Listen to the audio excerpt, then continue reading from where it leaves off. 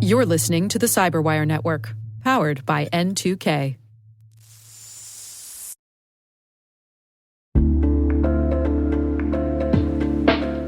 Most of our listeners who deal with legacy privileged access management products know they tend to be expensive, difficult to deploy, and hard to use. Keeper Security is the answer. Keeper's Zero Trust solution delivers password, secrets, and connection management in one easy-to-use platform. It's fast to deploy, agentless, clientless, and has no implementation fees. Plus, Keeper is FedRAMP authorized. That's why we trust Keeper to prevent breaches and gain full control over privileged users. Visit keeper.io/cyberwire to schedule a quick demo. That's keeper.io/cyberwire. And thanks to Keeper Security for supporting our podcast.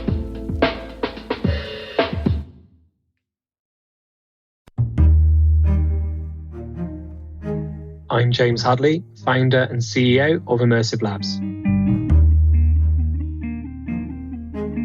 I was given a computer by my dad when I was about 8 or 9 years old, and after that became a bit of an addict in terms of geeking out.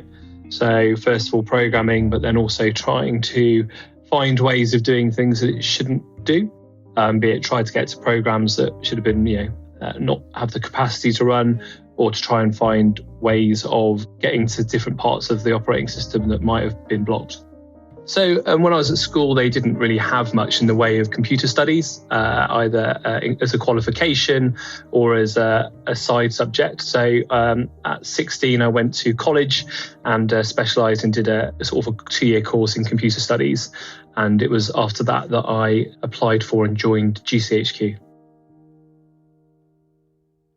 I spent the next 10 to 15 years consulting across government departments, the UK Ministry of Defence, and some commercial organisations, including sort of spin-outs from Betfair, a trading platform.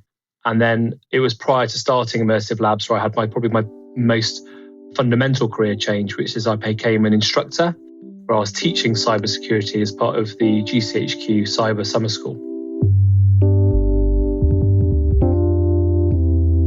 Well, what I identified was academic background had very little bearing or influence on how individuals developed over the course of the summer school. And I realised that passive classroom-based learning doesn't really suit the people or the pace of cybersecurity. And that's because the content is dated very quickly and it's quite one-dimensional, so it doesn't really get the creative minds in the room engaging.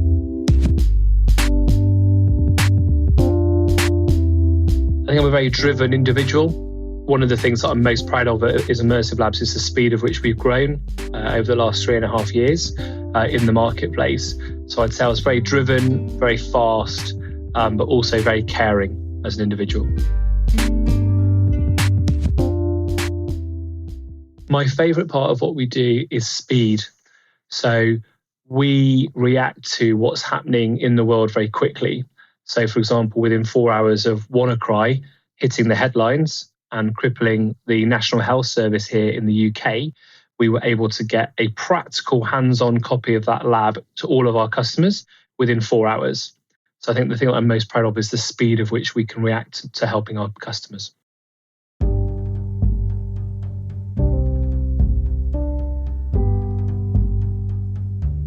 As a solo founder, it's quite a lonely experience building a technology company, because you essentially have to learn everything across the whole organization yourself for the first time, be it sales, marketing, customer success, technology, support, it's investment, for example, share options, everything that needs doing in the company is the first time that you're doing it.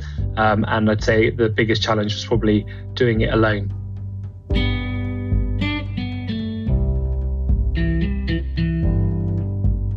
Use the internet.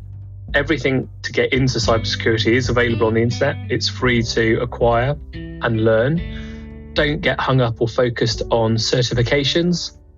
For me and for the Immersive Labs value proposition, certifications based on multiple choice exams aren't a true barometer or evidence of capability. and instead spending time on what actually interests you, for example, blog posts or research, and then try and get that across to prospective employers, because that will go a lot further than pieces of paper. I think now in the world that we live in, everything works and it's quite seamless. So for example, if you take cloud computing or uploading files or sending emails, everything works. And that's because obviously computing is a global, worldwide accessible item for the majority of developed countries. When I was younger, sort of going back 20, 30 years, you could actually fix a lot of the things yourself because you had to. Or if something didn't exist, you had to create it because it wasn't ubiquitous. And I think because things don't work, you have to apply that troubleshooting and perseverance mindset to achieve your outcomes.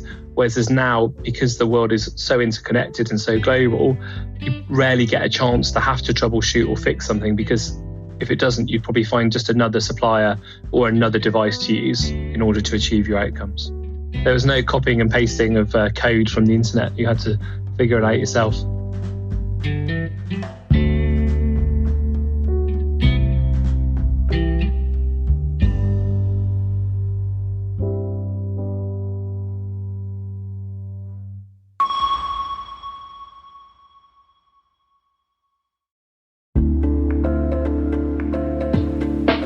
Attention all security professionals. Want real-time IP intelligence at your fingertips? Sign up for Scout Insight's free trial today. Get immediate insights into threats, search any IP with no training required, and enjoy intuitive graphical results. Whether you need to identify compromised hosts or enrich Splunk queries, Scout Insight has you covered. Don't wait. Accelerate your threat response now. Visit teamcumry.com/cyberwire to start your free trial.